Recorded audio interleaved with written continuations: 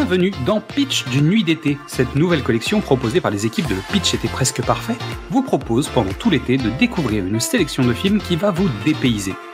Que ce soit pour rire, pleurer, être perturbé ou voyager, cette sélection ne devrait pas vous laisser indifférent. Vous nous connaissez, pour enrichir cette expérience, on s'est bien entouré.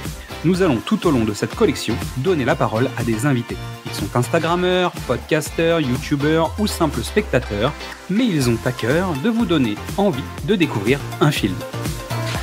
Alors que vous soyez sur une île déserte avec un peu de wifi, en trek à la montagne ou tout simplement au bureau, nous allons vous donner une dose d'évasion avec la destination du jour. Fermez les yeux, nous allons bientôt décoller.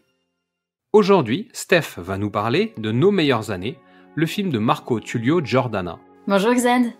Aujourd'hui, je vous propose de vous évader en Italie avec le film Nos meilleures années. Alors à l'origine, Nos meilleures années fut d'abord un feuilleton télévisé en 4 parties. Il a été tourné pour la Rai, donc la chaîne de télévision publique italienne, et le défi de cette série était de raconter en 6 heures la vie en Italie sur une longue période, donc une période de 40 ans, dans un langage simple mais plutôt émouvant. Alors ce film a été réalisé dans des conditions, on va dire, plutôt favorables, puisqu'il a disposé d'un budget de 6 500 000 € et a duré 24 semaines dans 240 lieux différents, avec parfois 2000 figurants lors des scènes de foule. Donc ce qui est assez énorme. Alors le tournage s'est fait en 16 mm, puis la pellicule a été transformée sur un support numérique, donc pour la diffusion télévisée en plusieurs épisodes. Alors à l'occasion du Festival de Cannes, une version 6 heures en 35 mm a été tirée du support numérique, et ce film a bien évidemment reçu le prix Un certain regard au Festival de Cannes, donc a été quand même très bien accueilli. Passons au pitch. Nos meilleures années, c'est un petit peu la petite histoire, ou les petites histoires mêlées à la grande histoire. À la fin des années 60, 2 frères d'une famille italienne, Nicole et Matteo, partagent les mêmes rêves, les mêmes espoirs, les mêmes lectures et les mêmes amitiés, jusqu'au jour où la rencontre avec Giorgia, une jeune fille souffrant de troubles psychiques, détermine le destin de chacun. Nicolas décide de devenir psychiatre, alors que Matteo abandonne ses études et entre dans la police. Leur parcours ainsi que celui du reste de leur famille s'inscrit en parallèle avec les événements qui ont joué un rôle crucial dans l'histoire de l'Italie, notamment les inondations de Florence, la lutte contre la mafia en Sicile, les grands matchs de football de l'équipe nationale.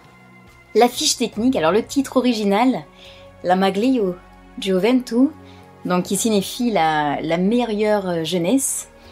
Donc ça c'est d'ailleurs un titre qui a été aussi qui fait référence aussi au recueil des poèmes de Pier Paolo Pasolini, et d'ailleurs le réalisateur de ce film a fait un film à son sujet.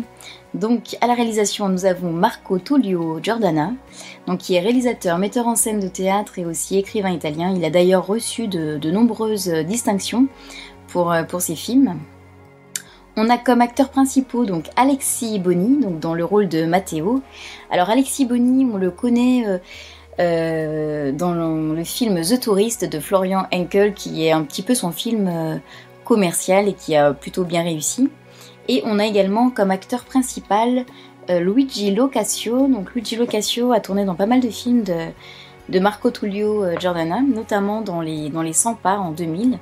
Et d'ailleurs il a reçu un prix pour la meilleure révélation masculine pour les 100 pas. Et d'ailleurs, il a reçu aussi beaucoup de prix pendant sa carrière. Alors la musique, donc la bande originale du film, la playlist est plutôt très éclectique.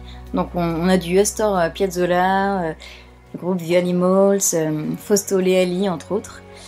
Durée du film, 358 minutes, alors il faut pas avoir peur, le film passe très vite, et d'ailleurs comme c'est une série, on a tendance aujourd'hui à quand même à enchaîner plusieurs séries d'affilée, donc non, le film n'est pas long du tout, et il est sorti en 2003.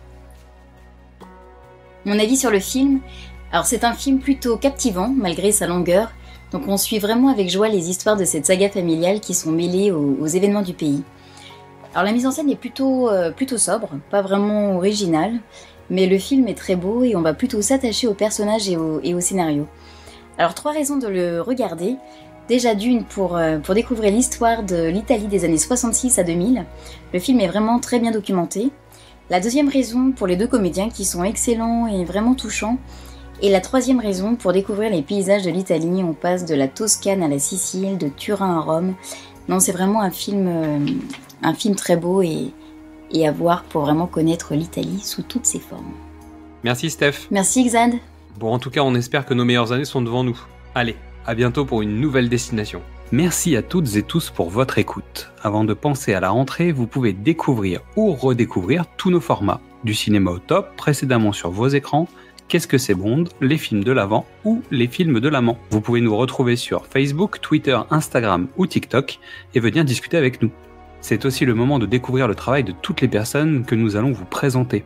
Alors suivez-les, likez-les, partagez-les, discutez avec eux, aimez et surtout passez un bel été. Et à demain pour savoir où nous allons débarquer.